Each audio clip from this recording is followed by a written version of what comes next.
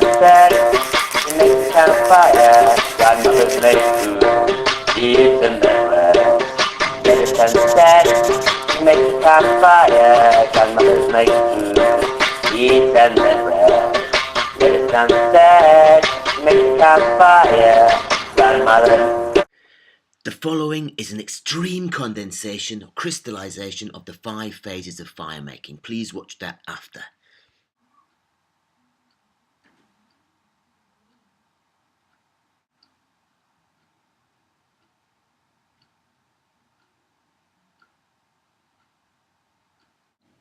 Preparation consists of 5 principal stages.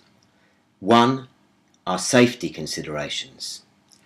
2, the purpose or needs and uses of the fire in question.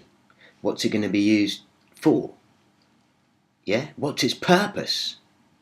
Collection of the materials you need to make that fire and tend it, guard it, etc.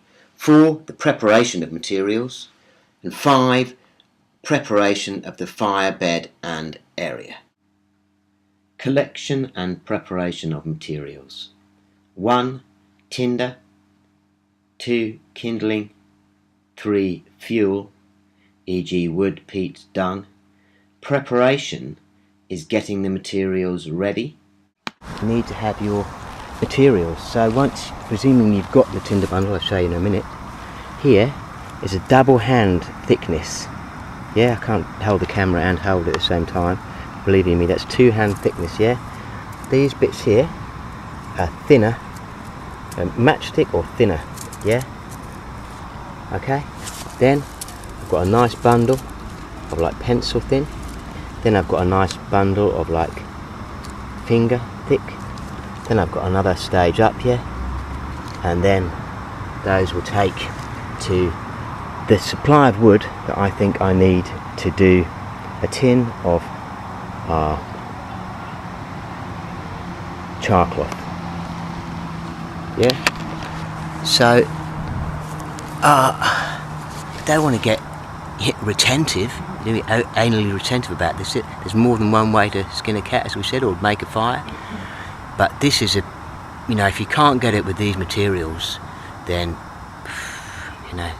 But just give you another example, some different grass spills or tinder bundles or whatever, just not tinder, rather bundles of kindling. From tinder you need something to take, that's the kindling, then you need the wood, yeah?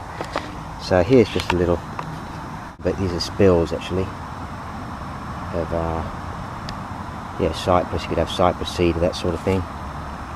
Some nice grass spills, nice big pucker one there, yeah?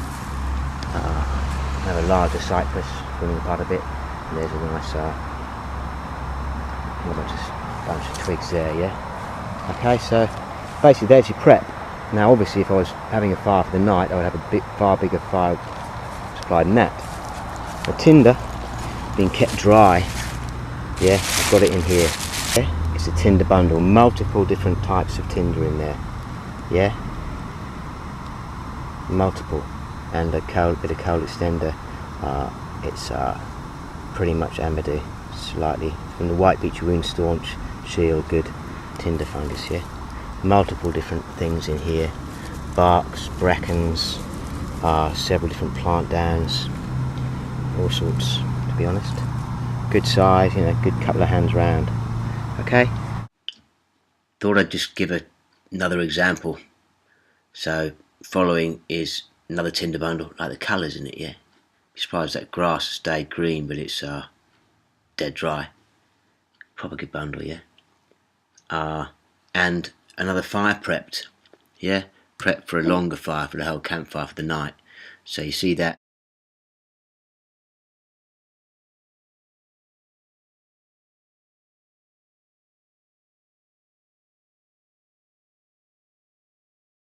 Laying.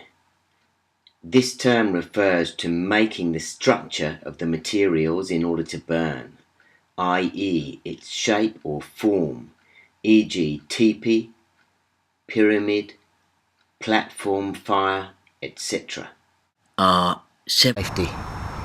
You've considered what fire you need for what purpose, and you've collected the woods, the tinders, the kindling, yeah? and you're ready to go. So the next stage, we call it laying, yeah? Laying a fire.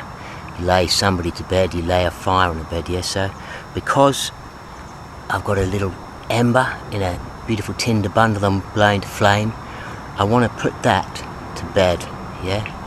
I want to lay a nice dry bed for that fire. I don't want to lay it on the damp ground in case it's not going to like it, yeah? So I lay my baby on a nice dry bed. Yeah, so... Yeah, I've made a bed. I've made it slightly ceremonial, yeah, because it's a special fire. So I've got sage and rosemary in the centre, caught with cones to the 4 directions. Nice bed. The fire here, it isn't a ceremonial fire, yeah? But I did lay it with, yeah, something of a reverence, a real respect for nature, the trees, the plants, etc., you know? So, here's the fireplace. I don't need sometimes you can circle with stones, you've got to be careful if they crack. You don't want your stones to go cracking and splattering on you, yeah? Here we don't need it. This grass hereabouts is not going to take off into a conflagration. We're nowhere near trees, rocks that could be heated and crack, say like in a rock face. So that's the laying of the bed, yeah? Laid out a fire base, yeah? I've got okay, laid out a fire base, yeah? And then I've got my kindling in my next levels, which I'm just going to make a fire on top. This is a fire for this situation, yeah? Setting, stage 3. Ignition of fuel. Traditionally using a technique from one of the 9 families in order to generate an ember or sparks. And then usually this is used in order to light the tinder, and this in turn to light the main fire proper. Okay, so in a sec we're going to get a bit of lump of flint picked up in Dorset and a little Opinel knife which has got a good carbon steel. Strike some sparks into some char cloth made before. Let's make a fire. Get some char cloth and spark it up. So there's the scene, fire, prepped. I've got my wood up off the ground as well, yeah? So I don't want that to be soaking. Yeah, I've got that on, the kindling, everything is up off the ground, yeah? Anyway, so we've done the first steps. Now we're going to make a fire and we'll, yeah, setting a fire, yeah? Setting a fire, set a blaze, yeah? So you can actually call laying it, setting it as well, but yeah, giving it those 3 different names there. But yeah, setting a fire is also another name for blazing it, yeah. Anyhow, let's do it. Char cloth, yeah. Piece of char cloth. Tinder bundle's just right in behind the camera, so it's all ready to go.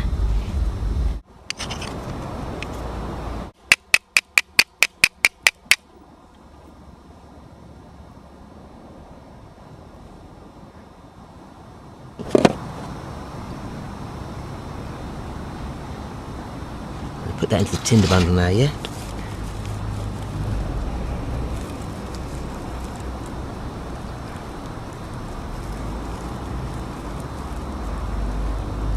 Yeah? That's pretty good, yeah? So now, we're going, yeah? Happy days, yeah? Okay. So,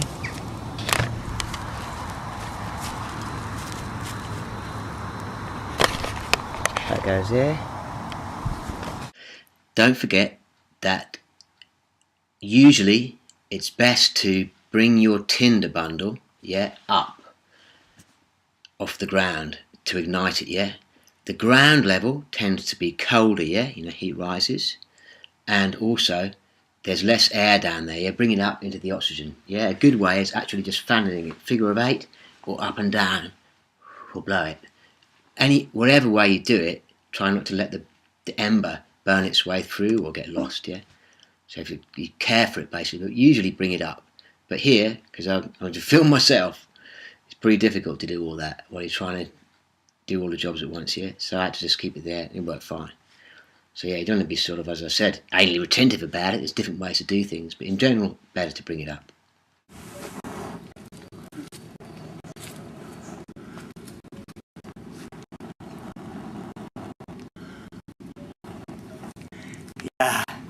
Api, member api. Bagus sekali, terima kasih. Gonna get it going, run a little bit better, yeah, first.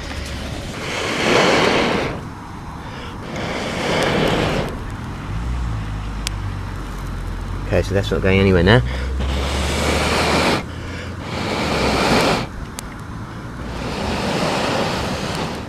Got a nice... Tending, stage 4. All the acts involved in caring for a fire.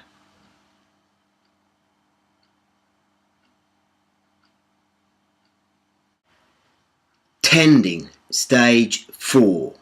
This is all the acts involved in caring for a fire, yeah, such as feeding the fire, e.g. adding additional fuel, restructuring the fire. As the fire burns, yeah, the wood will find different shape and you may have to restructure it to keep it burning well. You'll be fanning it maybe, blowing it, coaxing it. You're essentially also guarding it. You're guarding it from children, for example, hurting themselves, or from the fire itself going out of control. Generally taking care of it. Guarding is like an aspect of that, yeah. And you may even have to sing to it. If you're doing a ceremonial fire, you'll be singing to it. Basically, it's all the acts involved in caring for a fire, or that could involve. Tending is the name for it. One of the beautiful and fascinating things about fire around the world in different places is not only is the act of making fire by friction, say, or even by percussion, synonymous with acts of procreation in the natural world between men and women, but also in other areas of life, yeah, between the masculine and the feminine, creating a new life, which is synonymous with the ember, yeah. But the whole process, as I said in this, putting the ember, laying a bed, laying the tinder onto the bed, fanning it into flames, coaxing it, and feeding your fire like you feed a baby, yeah, feeding that child, yeah. It's really beautiful that so many aspects are synonymous with caring for life, tending for. Tend to a baby, you coax it, you feed it, you lay it down. So, yeah, you pick up gently your baby, you tend to your baby, you feed your baby, and you know what? Yeah, you sing to your baby. If you really love someone or something, and certainly a baby, you sing to it, yeah. There's fire dances too, of course. And it's synonymous with these things, yeah, these fundamental acts of life, the spark of life, yeah. You give the spark of life. The man, the woman, the act. Yeah? What do you do when you're making fire? What does it look like? Jeepers creepers. It's a really beautiful thing. An amazing thing. So yeah, I've tended it a bit. I've shaped it a bit, and I'm making a few more embers, a bit more of an ember bed. In preparation, we had purpose or needs and uses of the fire, as this determined much of the preparation and later stages. Here, it is to make charcloth and to fulfill an inner need to sit beside a fire. And I try to make a big tin of charcloth, yeah? Cut up a bit of an old jeans, small hole on the top, and then set a fire, and basically you want to put it onto the embers more, yeah? So I'm not going to put it like in a roasting fire. Roasting fire, just pull that apart a bit and sit it in the embers, yeah? All I've done is I've separated out the main pieces to either side, yeah? and I've got the ember bed down the middle there, and I've put on my tin, which is this is a big tin, to be honest, and I've got this small hole in the top. It's lightly packed with in this case cut up cotton jeans, and God willing, once the all the smoke has stopped, or any flames and smoke stop coming out of that hole, which will start in a while, it's beautiful actually, then you pretty much know it's done. Obviously check it. Yeah, so there we go. Now I'm at the stage of tending and using the fire for the purpose of making charcloth and enjoying it. That's nice.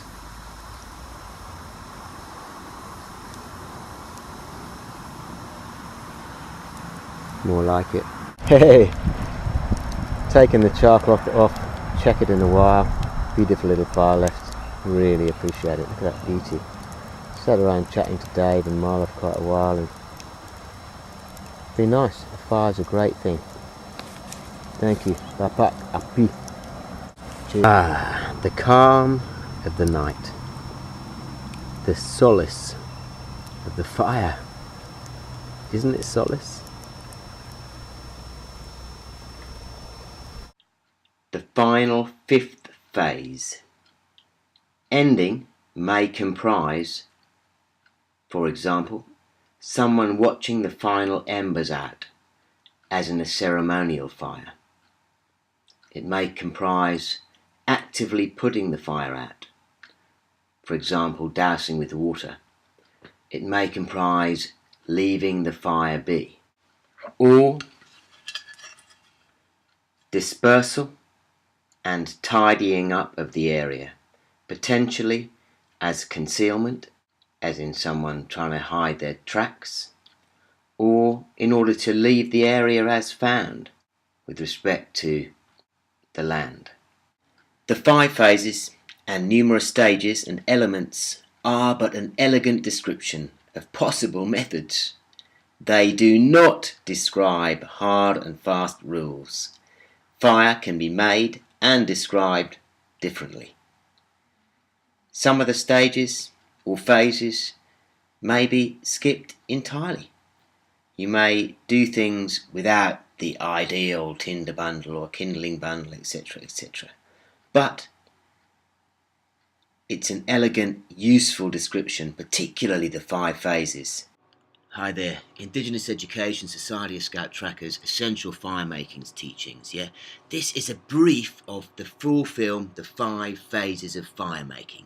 It is a rather rambling romp, that film, in a typical Indigenous education way, yeah? You take your time, yeah? And there's loads of extrapolations and relationships in that film. For those people with patience and a heart, check it out, because it's essential. This film is very much super condensed, a little bit of inspiration, different fire things, clips at first with a bit of music, yeah, and then you come into the 5 phases of firemaking, which is an elegant crystallization, yeah, of firemaking lore over the ages related to making fire, nor even detailing all the shapes and forms and purposes. A lot of that is covered in other films, including the 5 phases of firemaking 4. But enjoy this film. Now, I was going to recommend you some of my other films, but they're nearly all private. Requests for the film The 7 Ancestors and 9 Firemaking Families should be addressed to me at scouttrackers@yahoo.com. Thank you. I have got one cultural film which shows you some of the embedding of Indigenous education. It's called Mad for Didge Gunbak Yidaki Didgeridoo. Believe it or not, bushcraft isn't an isolated thing. In Indigenous education, it's a whole thing, yeah? With the stories, the songs, the dances, the martial arts, the different techniques, the cultural ceremonializing, everything. A full thing. So watch that film. It's just a few angles of some cultural elements. Apache Wolf Scout Bushman Baka. Check it out, man. And share it with friends, yeah? I need to make a living, man. Have a great day. Enjoy the fire, the waters, the air, yeah, the earth, creation, the gift of life. Have a great day. Take me back to the fire! This is, I guess, real magic and beauty, without a doubt. I mean, science can explain a lot of it, but it can't get to the heart of it. The heart of it is what you experience and what you feel, what is.